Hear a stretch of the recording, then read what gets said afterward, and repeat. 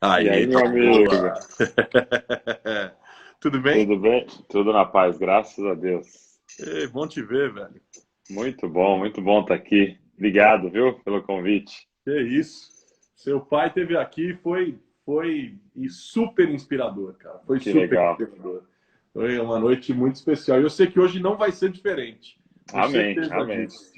Pessoal chegando. Boa noite, Aline. Boa noite para todo mundo que está chegando. Verônica, todo mundo chegando por aqui. Muito legal. Bom, se hoje tivesse que pintar um quadro sobre a própria infância, o nosso convidado pintaria em forma de HQ, que é uma paixão que ele tem. Teria cores vibrantes e o personagem principal seria um super-herói. Pode parecer clichê, eu sei, mas por que um super-herói? Por causa de, diz ele, por causa desse desejo sincero de salvar alguém.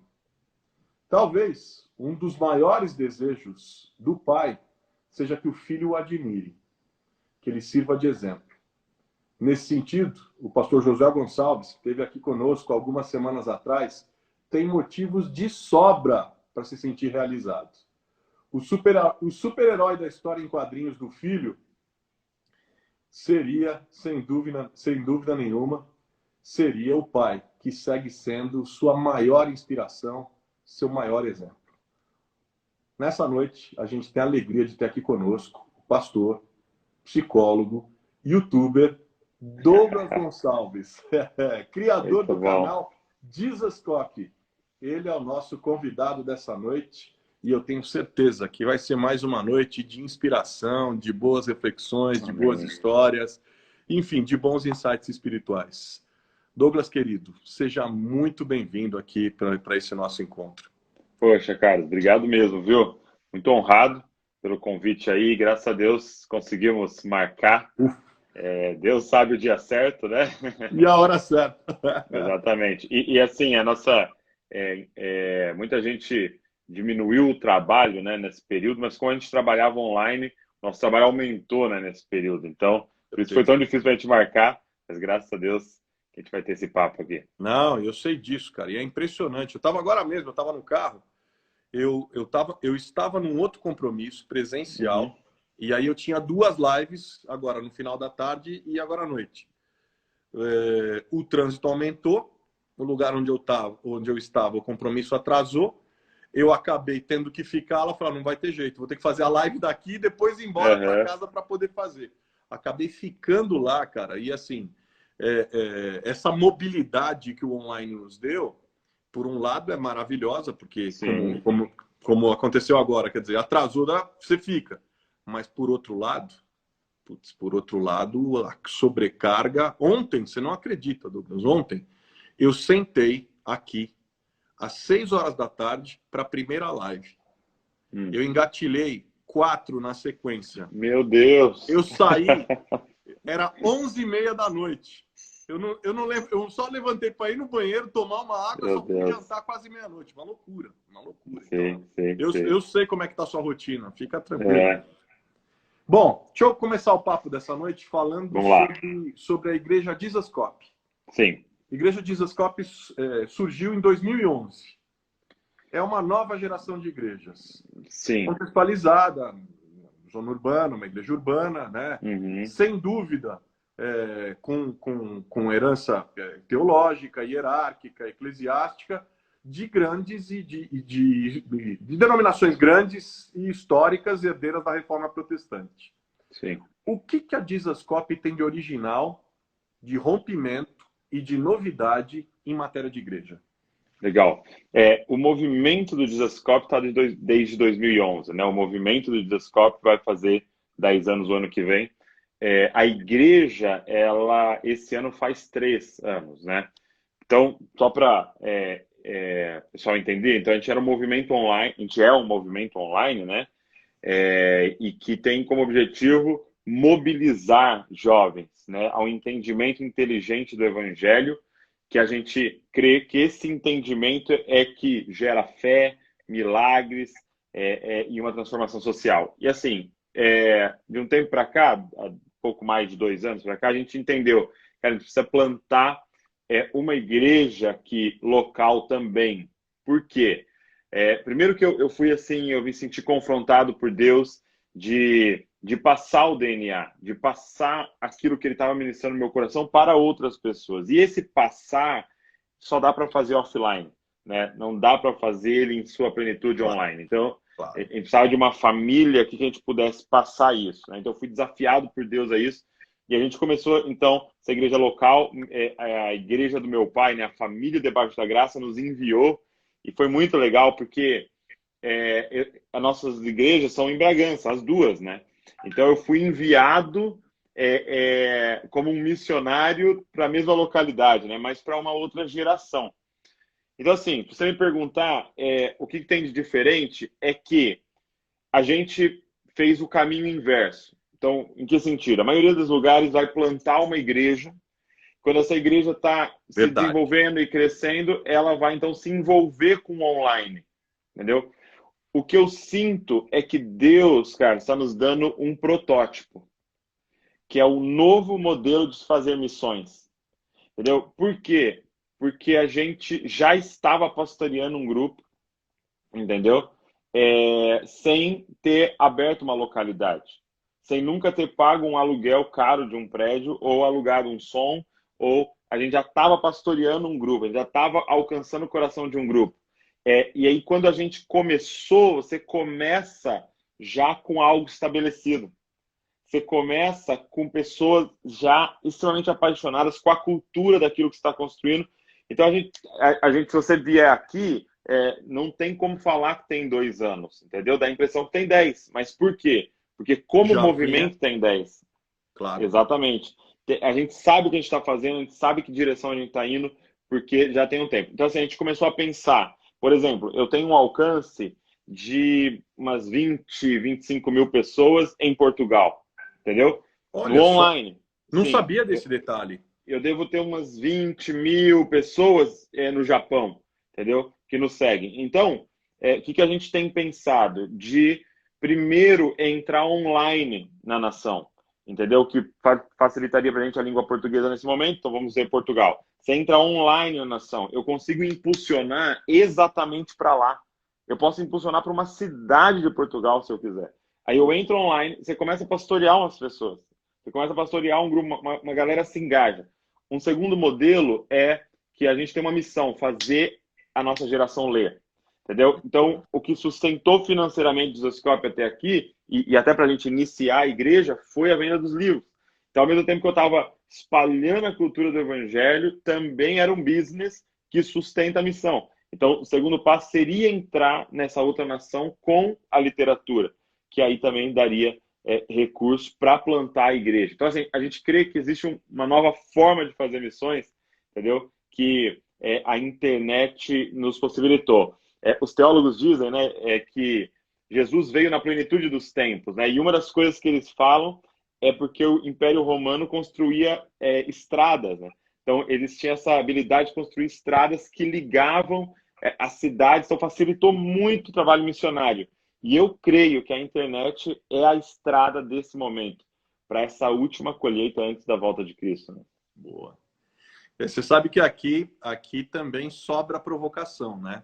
O pessoal que participa com a gente adora. Claro, sempre provocação do bem, mas a gente está sempre provocando, instigando, Isso. trazendo o convidado, a convidada a sair da zona de conforto e ir lá fazer a partir da provocação, trazer a informação que a gente para o bom debate, para Sim, muito bom. E, na verdade, um dos objetivos tem sido, a partir exatamente de vozes distintas, com ênfases distintas, com olhares distintos do Evangelho, trazer para as pessoas uma compreensão desse grande mosaico que é a espiritualidade cristã.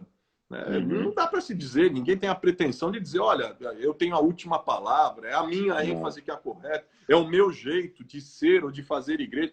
Não.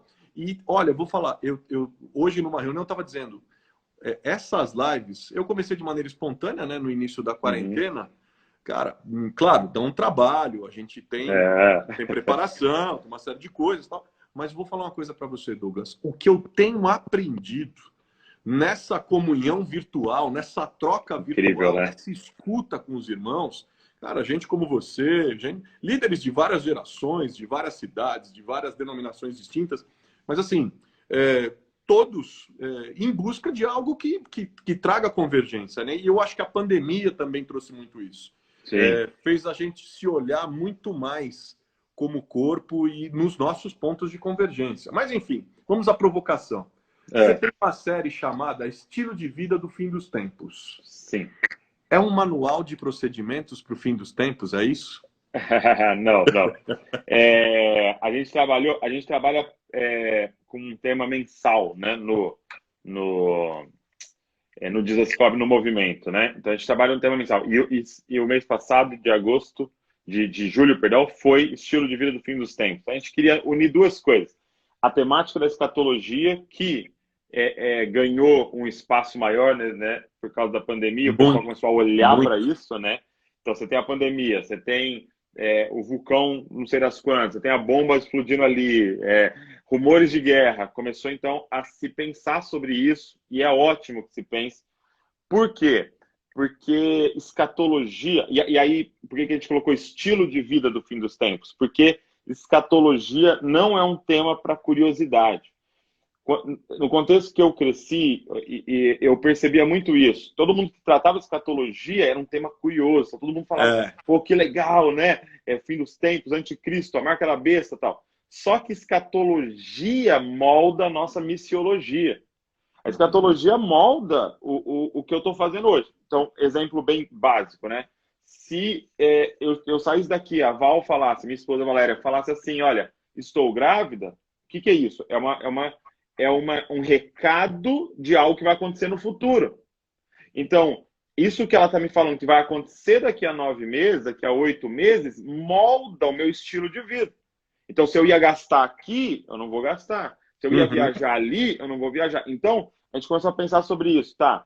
O que a Bíblia fala de escatologia, sobre a volta de Cristo, e de que maneira isso molda o meu estilo de vida.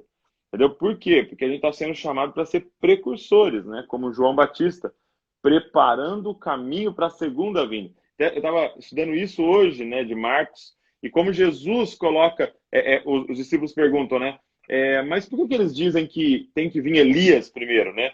E ele fala assim, e Elias virá. E aí depois ele fala, e ele já veio. Por quê? Porque João Batista, ele cumpre parcialmente essa profecia sobre Elias, porque vai ter uma geração que vai cumprir em plenitude, que realmente vai preparar a segunda vinda, né?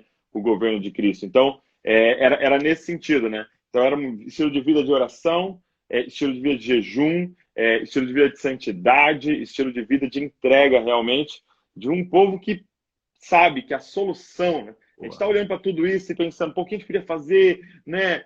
E politicamente, pensando em tudo. E é legal, mas a gente sabe a solução, né? O que a gente está aguardando, né? É a volta dele, né? Boa. Não vou falar de tatuagem. Beleza. Vou falar de tatuagem porque você já sabe, você já conhece, né? Sim, Falou sim. disso, é para lá, é para cá, vira uma loucura. Mas dependendo do uso, sim. A gente pode defender ou condenar qualquer coisa. Como assim? Não entendi. Quando se fala de tatuagem. Ah, tá. Da tatuagem. Entendeu? Um exemplo. Não é o debate específico de tatuagem, mas assim, você vê gente defendendo e você vê gente condenando. Né? E defende ou condena dependendo do uso. Sim. Essa é a minha pergunta. Dependendo do uso, você pode defender ou condenar qualquer coisa? É isso? Eu acho que daquilo que a Bíblia deu certa, vamos dizer assim, daquilo que a Bíblia não falou de forma clara, porque assim, o texto, por exemplo, que eles usam para condenar é Levíticos, e quando você olha o contexto, eles estavam passando por uma região onde o pessoal tinha uns rituais de se marcar tal, então não era tatuagem que ele estava dizendo. E tem um segundo ponto ali, né, que é injusto, às vezes, a interpretação que a gente faz, e a gente usa a Bíblia nos nossos gostos. Isso. Eu não gosto de tatuado. Eu acho esse texto de Levíticos, que fala, não marque seu corpo. Aí o cara vem, tá vendo? O texto fala, só que o versículo seguinte fala, não corte as pontas da barba. E geralmente o cara que usa esse texto para falar de tatuagem, ele condena a barba também. Então, assim, é uma interpretação injusta, porque você usa a regra de interpretação que está valendo o Levítico, está valendo tudo, né? E o cara não está sacrificando o cordeiro. Então beleza. O outro texto que o pessoal usa, Jesus tem na coxa, Rei dos Reis, tal, para dizer que pode. Tá, e também, Jesus tem o olho pegando fogo. Você vai botar fogo no seu olho? Né? Então, assim, eu tenho trabalhado muito com os jovens, né? É o porquê. Tá? A gente tem que sair um pouco da discussão do o quê. Lógico que existem coisas extremamente claras na Bíblia, né? Extremamente claras, condenadas e acabou. Então, assim, não adulterarás. Então, não existe perguntar por que você quer adulterar. Não, não tem essa pergunta. É claro, entendeu? A mentira, o roubo, o assassinato, tal. Agora, um tema que ele não falou, eu acho que vale esse porquê. Cara, por que você quer fazer? Entendeu? Qual é a intenção do seu coração? Uma outra coisa que eu sempre pergunto é: a galera te cobre, as autoridades estão na sua vida, seu pai, sua mãe, um pastor, tal. O que eles pensam disso? O que eles acham disso? Porque esse caminho de obediência, ele é um guarda-chuva, né? Extremamente protetor, né? E é complexo, né, cara? Sim, sim. Qual é o tema que mais... A gente falou aqui de tatuagem, mas qual é o tema em geral, ou os temas que mais demandam, que mais te demandam, os três principais temas que mais te demandam no Jesuscope? Legal. É interessante que esse da tatuagem, da bebida alcoólica, da música secular, ele parou um pouco de chegar. Eu acho que demanda bastante propósito, bastante. O pessoal tem ouvido muito sobre isso, mas ainda não está claro para eles. Então, você vê que tem essa dificuldade. Inconstância o primeiro é inconstância. Eu não consigo ser constante na minha vida com Deus. Eu não consigo estabelecer uma vida de oração, eu não consigo estabelecer uma vida de devocional a Deus. Eu vivo, a gente brinca de uma bipolaridade espiritual, né? Altos e baixos na minha vida espiritual. Com certeza é o primeiro tema que aparece. E, cara, você percebe bastante problema de identidade. Bastante, assim. Ah, é? E que se você dá uma cavadinha... Como que são abordadas, em geral, essas questões de identidade? Como é que elas são abordadas? No sentido, como é que elas chegam, como é que elas se apresentam e como é que vocês reagem diante disso? Legal. Elas chegam por todas as mídias, né? Então, aonde tem um espaço para comentar, ela vai chegar ali, né? Às vezes você está falando de um assunto paralelo, a pessoa traz porque é uma dor dela, né? Caixa de perguntas. Abriu o caixa de perguntas no Instagram, chega.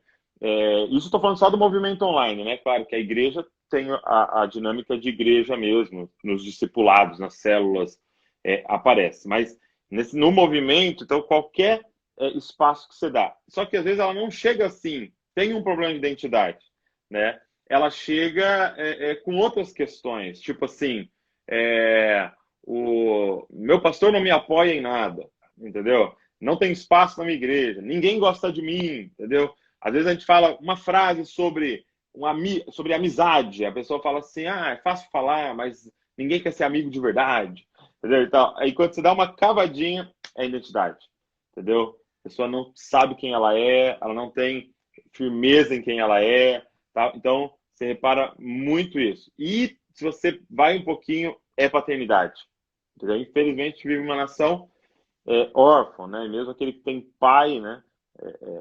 Vive com uma mentalidade de órfão muitas vezes. Você falou de inconstância, identidade e propósito, que são as coisas que mais e estão tudo ligado, tá? Oi? E eles estão tudo ligado, porque se eu não sei quem eu sou, né? Claro. Eu não sei qual é a minha missão. E se eu não sei a minha missão, eu vou ser constante para quê? Então eu não encontro, porque essa constância está ligada a isso. Era sobre isso que eu queria te perguntar. Porque você fala prioritariamente para jovens, seu público é jovem, sim. Você comunica muito bem com jovens.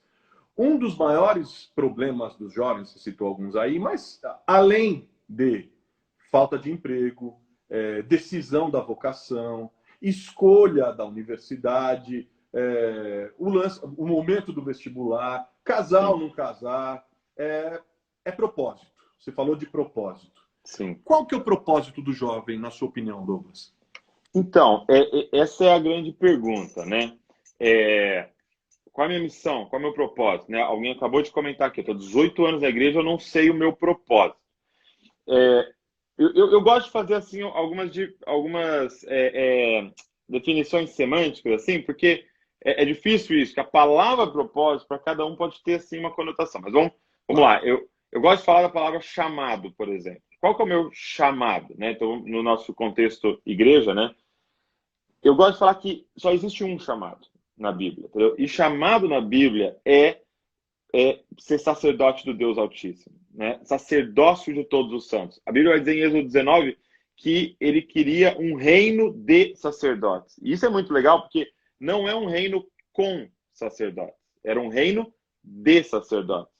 Por que há uma diferença nisso? Porque um reino com sacerdote é um reino que tem um monte de cidadão e tem um grupinho de sacerdote lá que conecta com Deus para nos ajudar. Agora, um reino de sacerdotes é onde todos são sacerdotes. Então, eu falo isso por quê? Porque você entender que a primeira coisa na sua vida é essa conexão vertical com Deus, diária. Seu trabalho é acordar uma hora mais cedo, ir para a presença dele, adoração, em oração, na palavra, e sair dali completo no seu chamado. Agora, quando você cumprir seu chamado, ele te libera para uma vocação. Entendeu?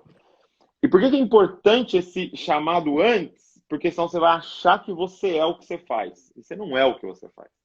Entendeu? Porque o que você faz é transitório. Ele muda. Entendeu? Então, o cara só envolvido na política, mas daqui a alguns anos eu posso estar conversando com ele, ele pode estar full time na igreja, e daqui a alguns anos ele pode estar full time numa empresa, cuidando de um monte de gente, servindo pessoas. Então, assim, eu não posso falar, eu sou pastor. Eu estou pastor. Seguramente. Aliás, eu sou exemplo vivo disso. Exato. Eu estive médico full time, aí pastor e ativista social e político. Quer dizer, a minha vida foi constantemente com sempre o mesmo foco, sempre as mesmas prioridades, sempre a mesma diretriz. Aí eu acho que é um ponto legal de colocar. Você falou 4 coisas, mas que são tipo 4 formas de atacar a mesma coisa. Que é servir pessoas, né? Que é um pastorear, né? É isso. Eu estou pastoreando no hospital, estou pastoreando na igreja, agora estou pastoreando na máquina pública, agora estou pastoreando... Acaba sendo cuidando de gente, né? Então, assim, agora, se as pessoas pensam, agora, Douglas, como é que eu sei essa minha vocação? E aí essa palavra propósito, né? E é engraçado porque qual é o erro? Que a gente começa pela pergunta quem eu sou. E essa pergunta é muito importante, mas começar por ela você vai errar. Entendeu? E é o que o Ocidente está pregando. Você quer descobrir quem você é? Você tem que fazer um mergulho para dentro de você. Só que o seu coração é enganoso. Entendeu? Seu coração é muito enganoso. Porque, assim, por exemplo, olha como o coração é enganoso, né? A gente fala assim que liberdade é você fazer o que você quiser. Tá, mas é estranho, porque eu quero muito uma barriga de tanquinho, mas eu quero pudim. Entendeu? Então, qualquer escolha que eu fizer, eu sou escravo, entendeu? Porque a outra não vai ter como você cumprir. Então, nosso coração é enganoso. Então, não adianta querer mergulhar para dentro de si. Então, a pergunta, para responder quem eu sou, você tem que começar com uma outra pergunta, que é: quem é meu criador? Porque identidade não é quem você é. Identidade é igual a quem você é. É por isso que nosso RG tem nome de pai e mãe. Porque é igual a quem eu sou. Então, quando eu descubro quem é meu criador, eu falo, opa, eu fui criado à imagem dele. Então, se você quer saber quem é você, primeiro, descubra quem te criou. Aí você vai entender quem você é. Segunda coisa, não é quem eu sou, é quem nós somos. Por quê? Porque você não foi feito para viver, você foi feito para conviver. Então, você foi feito um ser absolutamente social. Nessa pandemia a gente está vendo, cara, quão adoecido a gente fica de não conectar. E aí, isso vai mudar. Por quê? Porque quem somos nós? Por exemplo, agora aqui, nesse ambiente que eu estou, nós somos uma família. Então, eu sou um pai. Ao meu propósito. Agora, eu vou às 8 horas da manhã para a empresa. Então, quem somos nós? Uma empresa. Então, eu sou um funcionário. E aí, à noite, estou indo para a igreja. E quem somos nós? A igreja. Aí eu sou um irmão. E aí eu estou na rua, quem eu sou? Nós somos Bragança Paulista, eu sou um cidadão. Então, é muito importante responder quem somos nós. Para você entender que parte do corpo você é. Entendeu? Se eu não entender o corpo, se eu não discernir o corpo, não faz sentido a minha função. Entendeu? Então, quem é o seu Criador? Quem somos nós? E aí você vai entender quem é você. Boa. Entendeu? Porque Deus te inseriu nesse lugar, cara, para você impactar esse ambiente onde você está. Né? Boa. Você também tem uma série chamada Você Entendeu Errado. Sim. E é uma série onde se analisa um tema, um versículo, para mostrar que determinada compreensão do texto bíblico como foi interpretada. E aí, assim, a ideia é tentar mostrar que a compreensão do texto bíblico foi interpretada de maneira equivocada. É essa mais ou menos a ideia? Sim. É porque o que acontece? A gente vem com muitas tradições, e isso é ótimo, né? É o que nos trouxeram até aqui. Claro. Mas os nossos pais, avós, bisavós, em algumas coisas erraram, porque eles não tinham acesso ao grego que a gente tem hoje. Eles não tinham, alguns manuscritos, por exemplo, foram descobertos há pouco ano. Então, é muito necessária essa revisão constante, né? Então, e tem coisas que a gente fala lá que nem está na Bíblia, que são, às vezes, ditados populares que você acha que está na Bíblia. Entendeu? Então a gente vai olhando para isso e é muito legal. Dá um exemplo aí, dá um exemplo que você, se é que você se lembra de algum. Por exemplo, na presença de Deus até a tristeza salta de alegria. Entendeu? É um texto de Jó. Está falando assim, que na presença dele até a tristeza salta de alegria. Só que quando você vai ver, Jó está dizendo assim, o texto de Jó está dizendo assim, na presença de Leviatã até a tristeza salta de alegria, mas no sentido assim, a tristeza exaltada. O bicho é tão terrível, e alguns colocam ele até como algo satânico, é tão terrível que a tristeza é exaltada na presença dele. E a gente usa isso para Deus. E no texto não está falando nada de Deus. Entendeu? Mas assim, não é que esse texto e esse erro causaria algum problema, nem causa problema. Se eu falar na presença de Deus tal de alegria, porque é verdade, na presença de Deus a alegria é constante e tal. Agora, por que a gente fez essa série? Para mostrar que você precisa ser beriano. Você tem que ir para as escrituras, você tem que ler. E você tem que aprender a interpretar, porque esse é o grande legado da reforma. Né? É o livre exame das escrituras. Não a livre interpretação, tem regras, tem tudo, mas o livre exame. Tem 20, 30 traduções para você, tem aplicativo de graça, você tem que ir para as escrituras. Você não pode ser enganado por não ir atrás. Então, essa assim, é a mensagem. Então, tem vários assim, que são muito, muito legais, porque... assim, aí a gente tenta denunciar algumas coisas que foi usada para manipulação. Por exemplo, a gente colocou um recente, né? Não toque no ungido do Senhor. E a gente usou isso para falar assim, não pode falar mal de nada do pastor, do presbítero e tal, mas ali é um texto do Antigo Testamento falando sobre o rei escolhido, que é totalmente diferente do contexto, e por essa mentalidade, um monte de pastor foi prejudicado, porque ninguém dava feedback para ele. Ninguém chegava perto dele e falava, pastor, você está errado. Está equivocado. Está errado isso, exato. E aí lá na frente ele caiu, ele acabou com tudo, porque essa mentalidade estava instalada na congregação. Não toque no ungido do Senhor. Não chame a atenção do seu pastor. Poxa, mas em amor, você pode fazer isso. Entendeu? Seria um ato de amor. Então, assim, a gente vai trabalhando esses textos assim, e é muito legal. E quem me ajuda é meu amigo Saulo Daniel, um advogado lá de Salvador. É muito a galera já estava falando aqui que tenho que fazer uma live com o Saulo. Já estavam dizendo aqui. Cara, é incrível. Incrível. Aliás, quem estava dizendo era outro bombaiano, que é o Silas. Estava aqui já defendendo, já trazendo, puxando a sardinha para a brasa deles, que eu estou vendo aqui. Mas é muito importante isso que você está falando, porque eu estava ontem numa outra live, aí até me provocaram sobre aquele texto de Romanos 13. Falando assim, olha, mas se as autoridades foram todas instituídas por Deus, o nosso dever é orar pelas autoridades e não contestá-las. E aí, levando o texto, se é que queremos ter uma vida boa e tal, Sim, papapá, sim, sim. papapá. E aí eu de imediato reagi. Eu falei, escuta, mas deixa eu falar uma coisa para vocês. As autoridades foram instituídas por Deus, sim, com um Sim, propósito. Com claro. um propósito. O propósito, e lá o texto diz, para promoção da justiça. Sim, Assim, elas foram instituídas por Deus. Logo, no momento em que elas deixam de promover a justiça, elas precisam ser denunciadas, elas precisam ser contestadas, e a desobediência civil é absolutamente justa, correta e bíblica. Que nos digam, por exemplo, as parteiras do Egito, sim, né?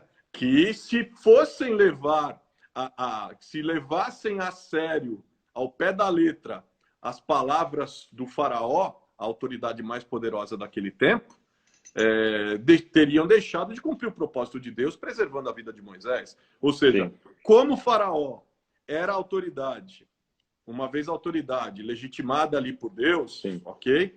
Mas no momento em que faraó decreta a morte dos primogênitos, quer dizer, ele decreta a morte, ele afronta a vida, acabou, velho. Ele precisa Sim. ser. Imagina, Que é o imagina se a limite da igreja não submissão, tivesse né? contestado o Hitler. Ah, mas o Hitler, até Sim, porque parcela da igreja, não.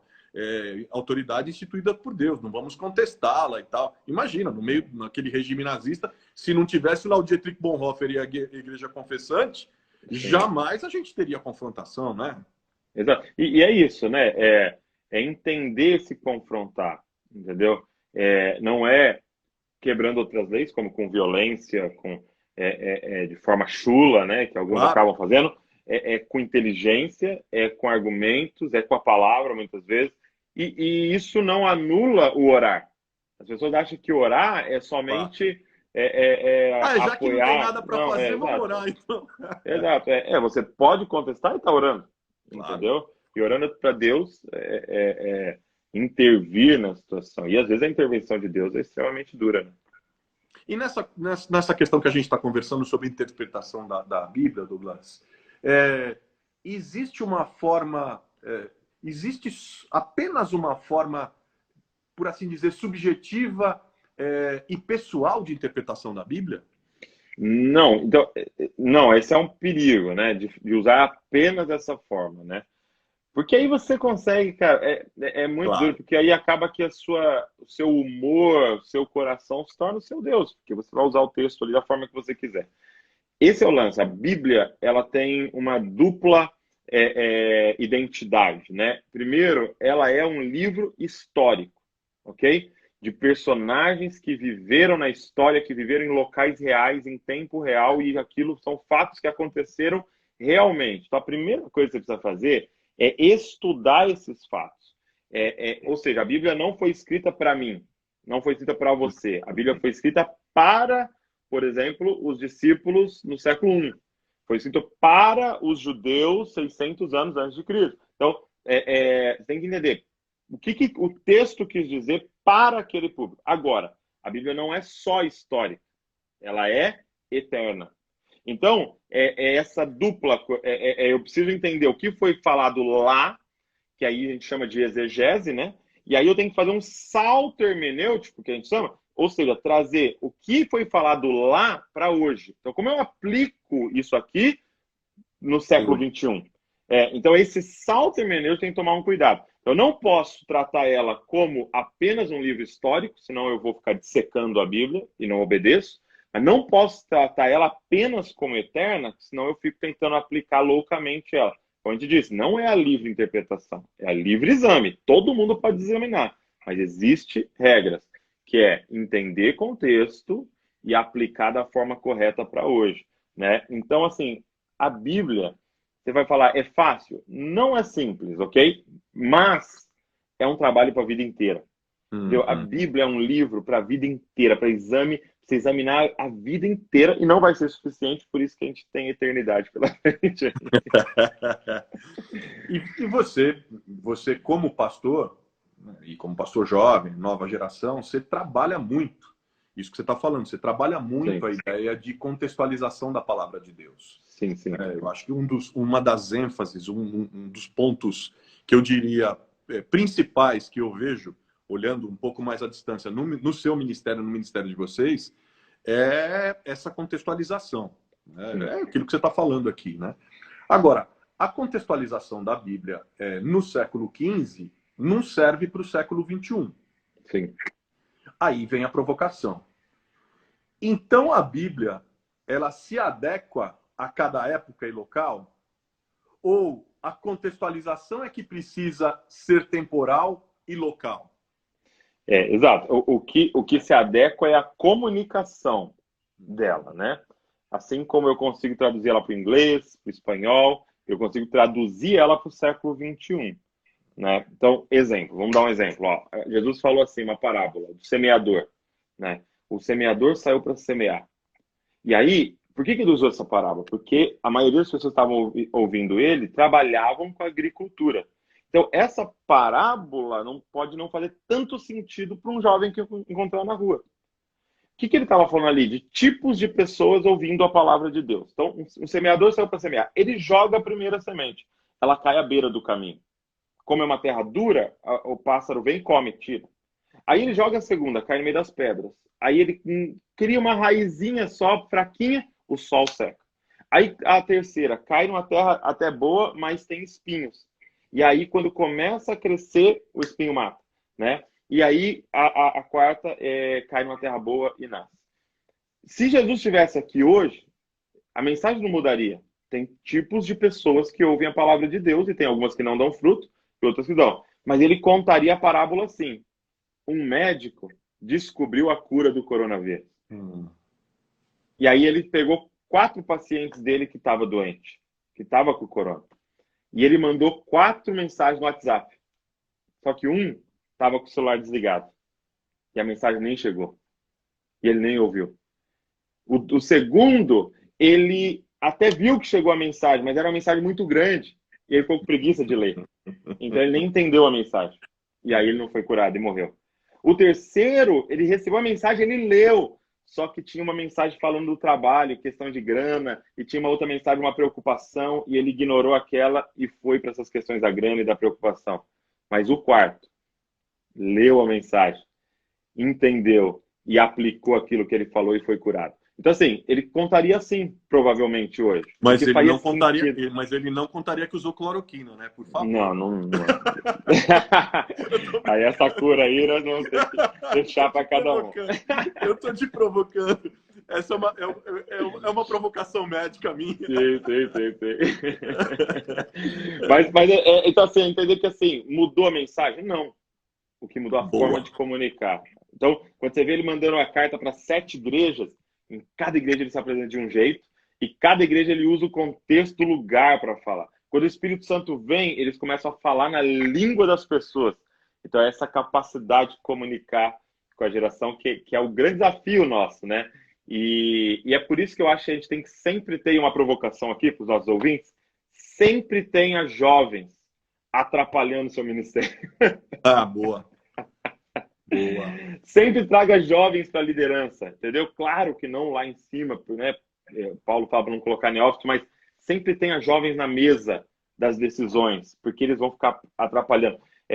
Jesus fala, né? Quando você ficar mais velho, para Pedro, um jovem vai te pegar pela mão e vai te levar para onde você não quer ir. Jovem tem esse papel profético de levar as pessoas... Peraí, deu uma travadinha. Deu uma travadinha, voltou. Você falou que... O jovem tem esse papel profético de levar, a maioria das vezes, a congregação e a liderança para onde ela não quer ir, entendeu? Porque é desconfortável, né? É desconfortável o novo, né? Tem que mudar de música, mudar de linguagem, às vezes tem que mudar até a roupa, dependendo, entendeu? Mas tem esses jovens atrapalhando, esses jovens profetas. Né? Muito bom. A gente tem uma coisa em comum. Você poderia, assim como eu, poderia ter sido jogador de basquete. Olha aí. O que te fez repensar tudo? Cara, na verdade, eu gostava muito de basquete, sempre brincava que em Bragança tinha o time, né? Treinava aqui e tal. Fui uma vez no regionais aqui e tal. E aí, eu tive a oportunidade de ir para os Estados Unidos para estudar inglês, né? E fui fazer o high school lá, tinha 16 anos. E aí lá, quando eu cheguei lá, eu falei, agora eu treinar basquete Chegou de a verdade. hora. Agora é Chegou a minha NBA, hora. bicho. Agora é NBA que se prepare. E aí, os testes do time eram tipo, uns 3 dias de teste, assim, né? E eu lembro que foi, se eu não me engano, no segundo dia, o treinador se aproximou de mim, assim, né? E eu ainda estava meio aprendendo a falar inglês. Aí ele perguntou, e aí, você vai ficar quanto tempo aqui, né? Quantos anos você vai ficar? Eu falei, não, vou ficar só esse ano e volto pro Brasil, né? Só que eu não percebi a pergunta que ele estava fazendo, né? Que basicamente o que ele estava me perguntando era assim, eu vou investir na sua vida e você vai embora? Ou você vai ficar aqui, nós vamos aproveitar, né? Então, assim, aí acabou os testes, ele não me colocou no time, né? Então eu não entrei. E foi, cara, foi uma frustração muito grande para mim, né, na época, assim. E eu posso falar assim de verdade, assim, hoje eu agradeço a Deus porque, né, eu não entrei, porque provavelmente até hoje eu estaria talvez meio que indo atrás disso, ou eu tido perdido algum tempo da minha vida atrás disso, que não era o meu propósito, né? Eu sei que eu tinha que estar fazendo isso aqui que eu estou fazendo, né? Então, assim, mas eu gosto muito até hoje, acompanho a NBA e tal, sempre que eu posso. E como é que pintou vamos dizer, esse interesse pelo basquete? Aonde que você se despertou? Seu pai, Cara, seu pai é do basquete? Curtia alguma não, coisa não, não, assim? não. Meu Não pai, assim, teve. só curte futebol mesmo, assim. Mas não, foi acho que assistindo e começou, direto volta, né, a moda, assim, a NBA ganha espaço nos países e tal, foi mais esse sentido, assim. Aí eu comecei a brincar, aí na escola tinha, aí tinha o professor de educação física era o treinador da cidade, né? Então ele também me convidou, aí eu fui lá para treinar junto com o pessoal de Bragança e tal. Então o interesse foi crescendo. E é legal que é um estilo de vida, assim, também, né? Assim, no Ah, sentido sim. de roupa, de linguagem, né? Ó, a galera tá falando, a Selma. Olha, É, Selma querida, tá falando que foi por causa da altura. pode ser. Eu tenho 1,85, né? Até sou alto para a média brasileira, mas para os Estados Unidos eu sou bem baixinho. E isso mudou pra caramba, né, cara? Isso mudou Sim, pra pô. caramba. Eu me Os caras lembro, estão comendo alguma coisa lá. cara, eu sou mais velho que você. Eu era alto, mas eu me lembro que quando eu jogava e tal, eu tenho 1,89. Eu Sim, jogava, pô, eu era alto e tal, não sei o sim, quê. Aí o tempo foi passando, eu fui brincar. Quando eu ia brincar com a molecada mais nova e tal, eu era pivô na minha época. Jogava de sim. pivô, às vezes de ala. 1,90? Cara, quando a molecada veio, aí vinha vindo a molecada atrás, daqui a pouco eu era armador, e daqui a pouco eu era o armador baixinho do negócio, porque, cara, a galera média de altura, tudo 2 metros para cima. Negócio de Interessante, doido. né? E você volta dos Estados Unidos, e quando você volta, quando que você descobre tua vocação pastoral? Então, Aliás, melhor. Quando é que você tem uma experiência transformadora de conversão? Quando é que você se encontra tá. com Deus? E quando você descobre tua vocação pastoral? Isso é uma coisa bem legal, né? Eu sou neto de pastor, né? Filho de Como eu? pastor. E assim, você tem a tentação que a gente vive, né? E viveu, né? É de você achar que você é menos pecador. Por quê? Porque eu, por exemplo, nunca desviei, assim. Então, nunca me envolvi com drogas, nunca bebi, nunca fumei, nunca, entendeu? Casei certinho, não sei o quê. Então, você tem essa tentação. E foi quando eu entendi o quão pecador eu sou. Dica, que não é uma questão de o que você fez somente, mas o potencial que há dentro de você para fazer tudo isso. E aí, porque eu tive experiência com a graça de Deus, e foi um dos retiros, né? Os retiros de carnaval maravilhosos, 5 dias ali, imerso na presença, tive encontro com Jesus, foi maravilhoso, foi por volta de 14, 15 anos. Eu fui para os Estados Unidos, volto, e eu sempre fui muito apaixonado, até hoje, por design gráfico, né?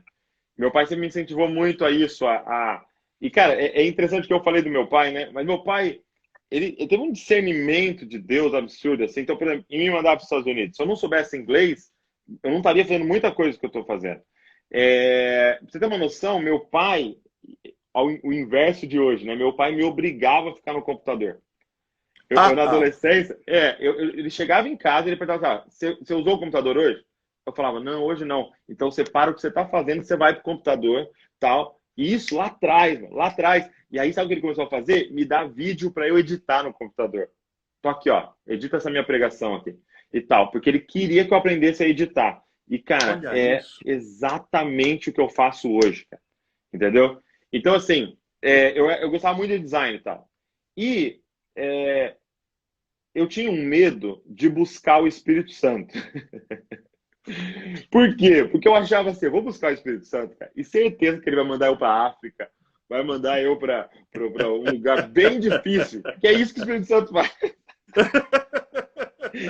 Porque eu vi aquelas histórias missionárias, aqueles caras morrendo no campo e tal, eu falo, cara, certeza que ele vai fazer isso, eu não vou nem me envolver muito.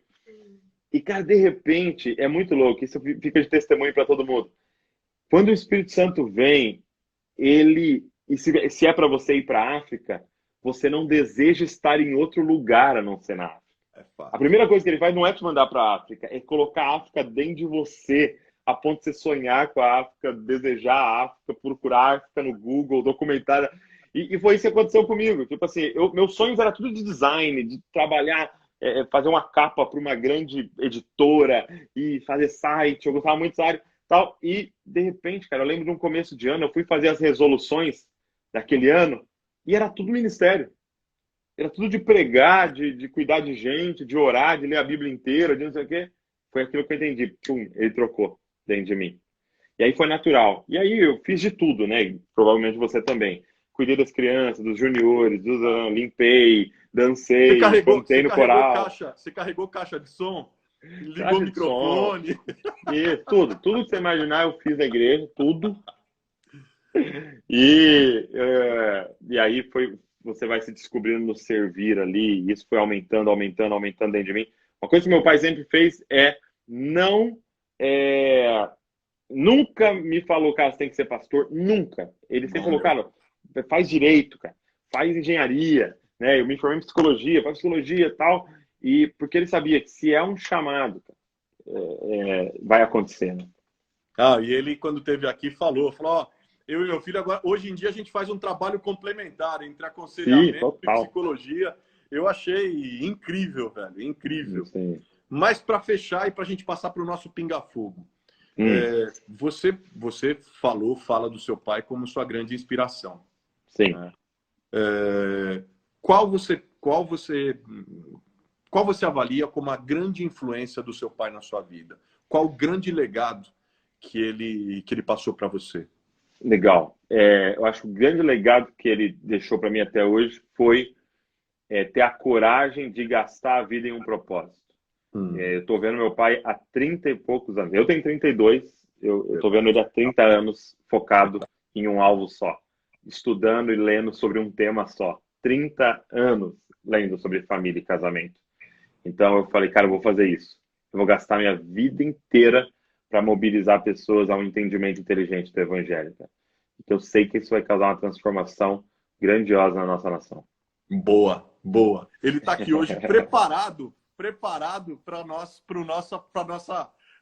nosso pinga-fogo. Bom, bora lá, tá todo mundo chegando. Vocês vão chegando, vai apertando o aviãozinho, convidando seu amigo, convidando sua amiga. Agora é a hora da boa provocação. Douglas, pinga-fogo, não sei se você viu alguma live das que eu fiz aqui. Pinga-fogo é o seguinte: te dou uma palavra, te dou uma frase, você completa. Com liberdade, não precisa ser nem monossilábico, tá? Mas também nem grande digressão para a gente poder girar o máximo que a gente pode.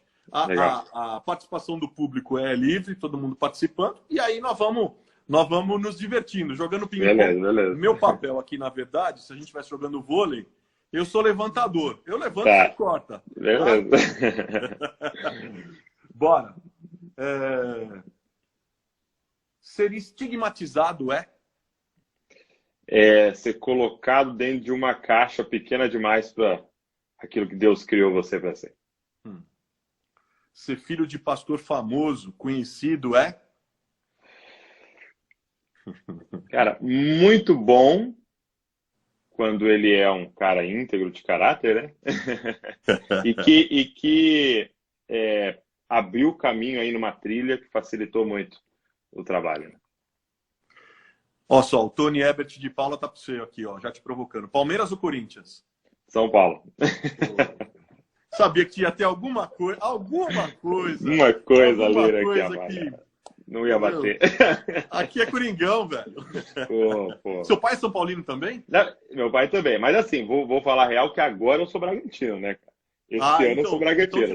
Estão te perguntando aqui, ó, Bragantino ou Corinthians? Ele já respondeu. Pro Bragantino. Júnior Sacomani, já respondeu. Bom, o Romarinho, já que a gente falou um pouco de basquete, o Romarinho tá te perguntando: Kobe Bryant ou LeBron James? Cara, é Kobe Bryant, mas assim, se tu me desse um terceiro, seria o Curry, né? Curto muito o Curry, eu gosto dele. É mais importante ser sal ou ser luz? Bom. Cara, eu acho que desses dois exemplos, eu sou mais do sal.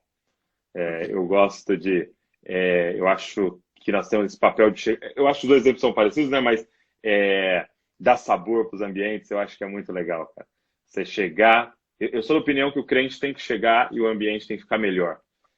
Ele tem que ficar. Ele é gentil, ele é bacana, ele é legal. O crente não é chato. Ele não negocia os seus princípios, mas ele é legal, cara, porque é alguém generoso, humilde, manso, paciente. Cara, tá perto dele é legal, cara. Claro. É legal pra caramba andar perto de alguém que anda perto de Jesus. Pô. Até porque eu costumo dizer que quem anda, quanto mais perto de Jesus a gente anda, menos vontade de jogar pedra a gente tem, né? Uau. Então, concordo com você. Gostei da coisa do sal. Até porque tem gente que não é luz, né? Quer ser holofote. E aí deixa todo mundo cego. Esse negócio do sal, ele é legal porque um discípulo uma vez, um menino que eu cuidava, ele chegou e falou assim, você já reparou que tipo, tudo que o mercado quer que você compra tá na visão do seu olho aqui, né?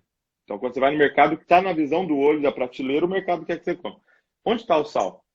Na última prateleira lá no chão. Verdade. Se tiver problema nas costas, tem dificuldade. Todas as embalagens são coloridas, tudo para chamar sua atenção. O sal tem uma cor só. A embalagem é transparente azul. Só. Não gasta uma segunda cor no sal. Ele falou assim, só que ninguém sai do mercado sem ele. Porque ele é discreto e indispensável, né? Cara, essa é a nossa identidade. Pô, sensacional. A Maristela tá te perguntando, o que te fizeram quando criança que te preparou para hoje? Cara, me ensinaram a Bíblia. Me fizeram amar a Bíblia e Jesus. O Júnior Sacomani, linguiça ou hambúrguer? Isso é pergunta de Bragantino, hein? Isso é pergunta de Bragantino. Eu vou falar linguiça para honrar minha terra aqui. Bom, deixa eu ver aqui. Nossa, tem muita coisa, gente. Não tô conseguindo dar conta de ler tudo aqui. Bora, vamos em frente. É mais fácil ser Jesus Copy ou ser uma cópia de Jesus? Mais fácil é Jesus Copy, né? Se você abraçar só como um movimento, fica mais fácil. Agora, ser uma cópia de Jesus é a missão para a vida toda aí, né? De glória em glória sendo transformada a imagem dele. Boa. Cópia é sempre uma versão inferior ou uma cópia pode ser igual ao original? Cara, nunca vai ser igual, né? Porque senão seria clone. Mas cópia fala que você tem uma referência, né? Gênesis 1:26, fomos criados à imagem de Deus. Colossenses 1:15, a imagem do Deus invisível é Cristo. Ou seja, se Deus usou um molde, foi Cristo para nos fazer, né? Então, a gente é para ser parecido com ele. Né? Boa. A Selma está te perguntando, de onde veio a ideia do nome Jesus Copy? Foi um dia, eu cuidava dos jovens da igreja, eu e a Val, minha esposa, estávamos orando, pedindo ao Senhor nos dar uma forma lúdica de explicar para eles o que é ser um discípulo de Jesus. Um dia num culto, eu desenhando lá, pensando, fazendo um brainstorm, e veio Jesus Copy. Aí eu olhei, tava livre o Twitter, tava livre o Facebook, falei, pô, ninguém tá fazendo, então vamos fazer esse negócio aí. Deixa eu ver. A Bia está te perguntando, você tem medo de como o mundo enxerga os crentes atuais? Medo não. Eu tenho tristeza, né? De saber que, poxa, e a forma que e o pior não é a forma que enxerga os crentes, é a forma que enxerga Cristo, porque claro. Nós representamos ele. Então, medo não, mas pensando em arregaçar a manga e trabalhar mais. O Silas está te perguntando, se o Douglas de 10 anos atrás estivesse assistindo hoje, o que você diria? Para ele?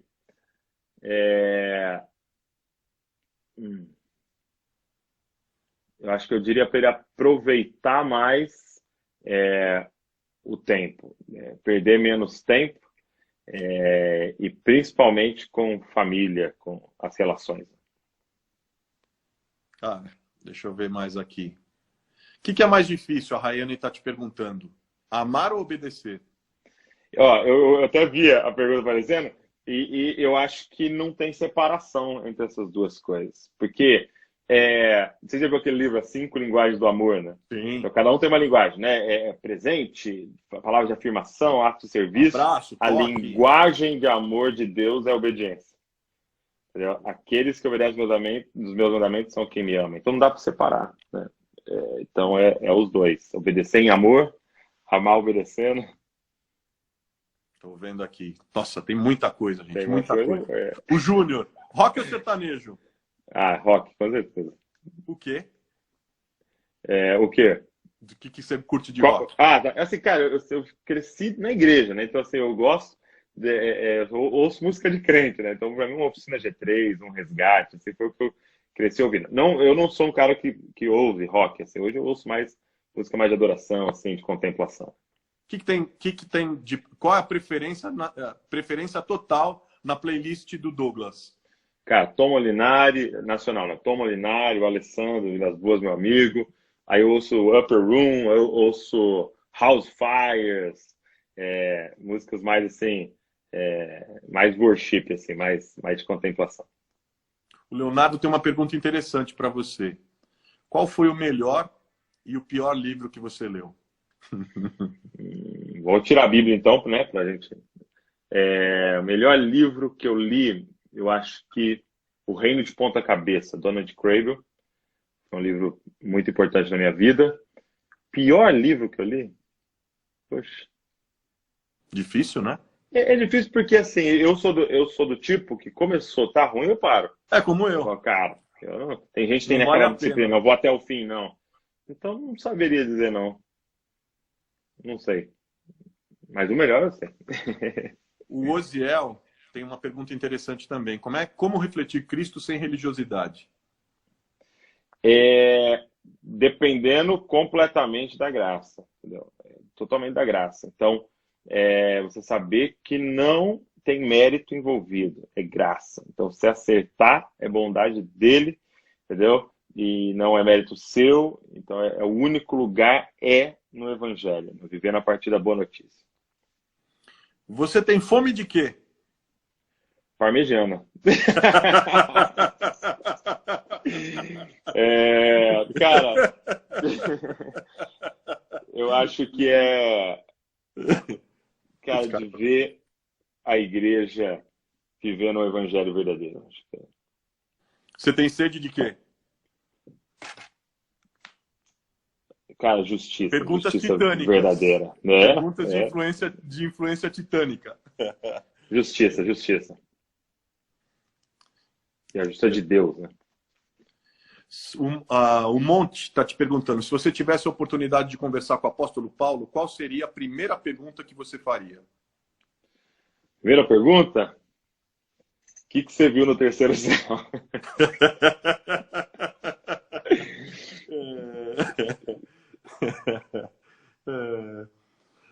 Usar barba. Usar barba é um preceito bíblico? É uma moda? Ou a conveniência de não ter que ficar raspando os pelos e cortando o pelo da cara para sempre? Assim, ó, é B e C, né? É moda, que eu gosto, não tem nada a ver com propósito, assim, nada. Eu gosto disso. E de início era, tipo, facilita, porque me irritava muito, né? A pele e tal. Mas dá mais trabalho ter do que não ter, né? Então, tem que ir no barbeiro cada 2 semanas, no mínimo, assim, senão, porque existe, na barba é uma coisa bem legal, existe um limite muito tênue entre o estilo e o mendigo, assim, entendeu? Tipo, o largado, entendeu? A linha é fina, então você tem que tomar muito cuidado. E o terrorista? Exato, também tá livre.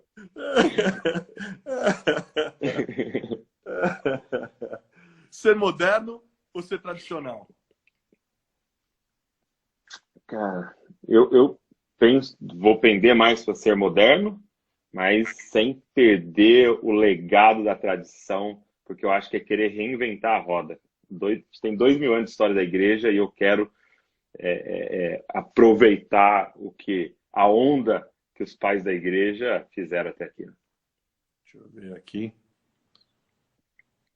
A Bebeca está fazendo uma pergunta bíblica. Bebeca, nós vamos ficar com essa pergunta bíblica para o final, porque aqui na live eu sempre fecho com a assinatura de 4 perguntas bíblicas e uma geral sobre a pandemia. Tá. Só estou dando uma geral aqui. Vamos lá. Ô, André Severo, camisas floridas ou de cor? Pô, eu gosto de Florida, eu gosto.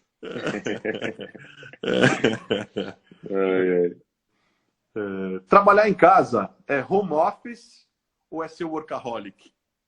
Cara, assim, nesse período agora foi home office, né?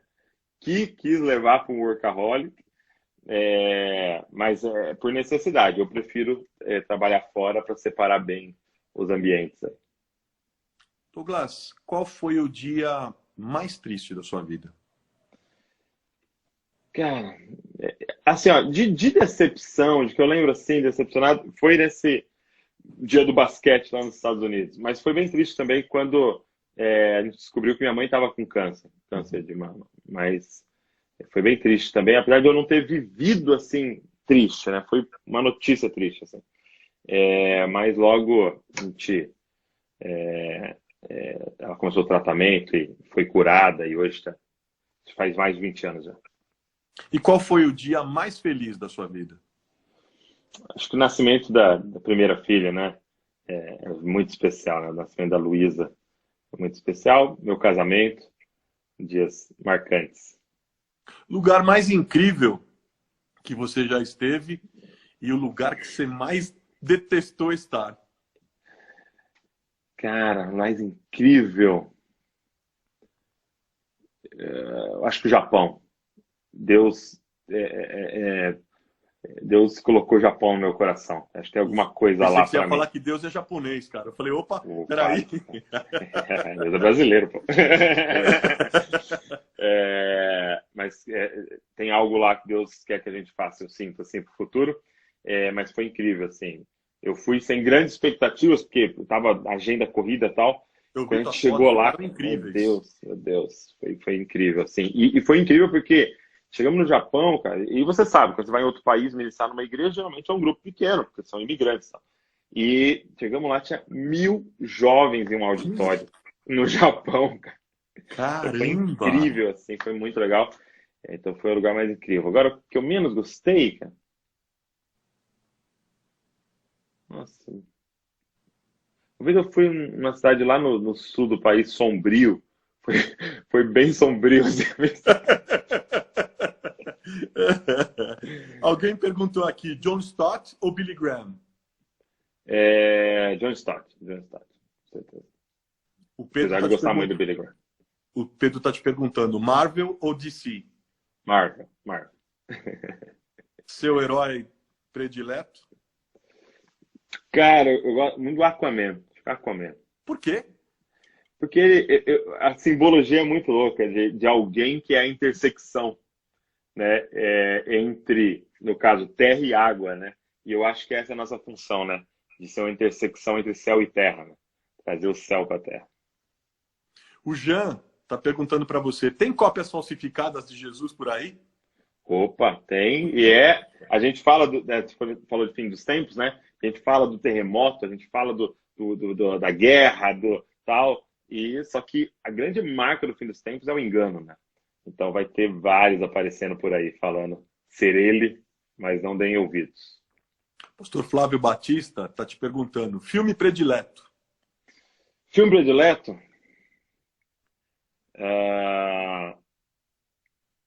Cara, eu assisti um agora recente, foi maravilhoso, foi Interestelar, falando sobre o tempo. Muito Sim.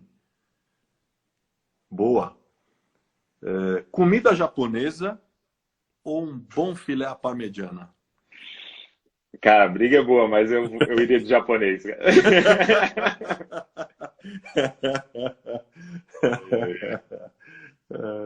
Ser influente ou ser líder? Cara, não tem como separar as duas coisas, né? Não tem como. Você é um líder influente, sem dúvida nenhuma. Porque líder sem influência é um chefe, né? Que É por algum isso. motivo consegue manipular, mas liderança é influenciar. Ó, o Silas te provocando, Silas Lopes. Ah, Bandido ah, bom, ah. é? Cara, convertido, bandido convertido. Ah, grande Douglas. Esse Silas é demais. Tim Keller ou Francis Chan? Cara, o maior influência da minha vida foi o Francis Chan, sem dúvida, dos pregadores. Porque eu gosto da paixão, da, Eu da, também. Eu da também gosto prática, entendeu? demais. De falar assim, simplesmente vamos fazer, entendeu? Mas o Tim Keller, cara, me ensinou o evangelho. Mas eu diria Francis Chan. Boa. HQ. Qual a predileta? Cara, Spider-Man. Spider-Man. Spider-Man. Por quê? É que o Davi, o meu filho, é apaixonado por Spider-Man, então eu acho que eu importei dele. Mas eu gosto do jeito menino dele, inocente, assim. A Tamara está fazendo uma pergunta que eu vou aproveitar. Eu vou fazer a pergunta dela porque a gente fez. Eu tenho duas séries que eu Tá. faço aqui com as lives. Uma série é Ícones da Esperança, que são cristãos e cristãs que influenciaram, que mudaram a história da humanidade. E a última foi sobre C.S. Lewis. A professora Gabriele Gergersen teve aqui, foi sensacional. Imagina, Ela é a meu Deus. tradutora dos livros do C.S. Lewis para o português. E foi incrível, as interpretações e tal, foi incrível. E aí, a outra série é Profetas e Cidadania, em que a gente fez uma leitura de Miqueias dentro de uma perspectiva profética cidadã hoje. Também foi muito legal, com o pastor Robson Jacinto, lá da IBAD. E aí, eu estou vendo aqui que a Tamara está te perguntando, C.S. Lewis ou Tolkien? Inclusive, os dois eram amigos. O cara frequentava o mesmo bar. C.S. Lewis, sem dúvida. Sem dúvida. Deixa eu ver aqui. Até porque é quem eu li mais, né? Eu não li tanto do todo. Vou dar mais uma aqui para o pessoal, e aí... Peraí. O Diego, qual a tua experiência sobrenatural mais marcante?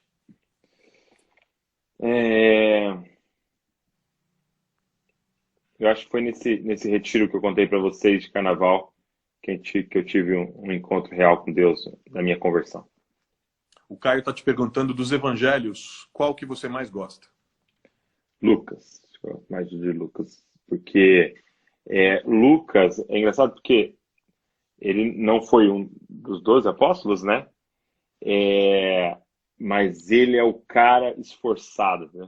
Que fez um relato detalhado de tudo, ele foi atrás. E eu creio que quem está na linha de frente tem sido os esforçados. Às vezes aqueles cheios de dom negligencia, né? Mas os esforçados têm. Boa. Deixa eu ver aqui. A Andressa está te perguntando, como é que se identifica um falso profeta?